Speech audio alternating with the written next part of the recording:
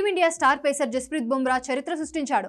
93 ఏళ్ల భారత క్రికెట్ చరిత్రలోనే 3 ఫార్మాట్లలో 50 మ్యాచ్లు ఆడిన ఏకైక ఇండియన్ పేసర్గా నిలిచాడు. శుక్రవారం వెస్టిండీస్తో ఢిల్లీ వేదికగా ప్రారంభమైన రెండో టెస్ట్తో బుమ్రా ఈ ఫీట్ సాధించాడు. బుమ్రాకు ఇది 50వ టెస్ట్ మ్యాచ్. బుమ్రా ఇప్పటివరకు 75 టీ20లు, 89 వన్డేలు, 50 టెస్టులు ఆడాడు. ఓవరాల్గా ఈ ఘనత సాధించిన 7వ భారత ఆటగాడిగా బుమ్రా నిలిచాడు. 3 ఫార్మాట్లలో 50 మ్యాచ్లు ఆడిన భారత ఆటగాళ్ల జాబితాలో ధోని, విరాట్ కోహ్లీ, రోహిత్ శర్మ, రవీంద్ర జడేజా, రవిచంద్రన్ అశ్విన్, కేఎల్ రాహుల్లు బుమ్రా కన్నా ముందున్నారు. టెస్టులో 7 భారత పేసర్లు మాత్రమే 50+ టెస్ట్ మ్యాచ్లు ఆడారు. ఈ జాబితాలో 131 మ్యాచ్లతో కపిల్ దేవ్ అగ్రస్థానంలో ఉండగా ఇషాంత్ శర్మ 105, జహీర్ ఖాన్ 92, మహమ్మద్ షమి 64, జవగళ్ శ్రీనాథ్ 67, ఉమేష్ యాదవ్ 57 మ్యాచ్లతో బుమ్రా కంటే ముందున్నారు.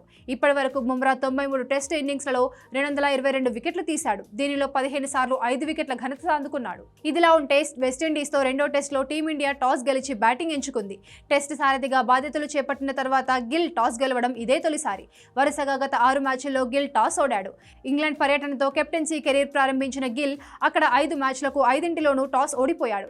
వెస్టిండీస్తో అహ్మదాబాద్ వేదికగా జరిగిన తొలి టెస్టులోనూ టాస్ గెలవకపోయాడు.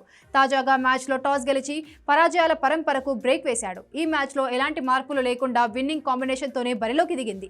ఆసీస్ టూర్ నేపథ్యంలో బుమ్రాకు రెస్ట్ ఇస్తారని భావించిన గంభీర్ మాత్రం తుది జట్టులో ఎలాంటి మార్పులు చేయలేదు.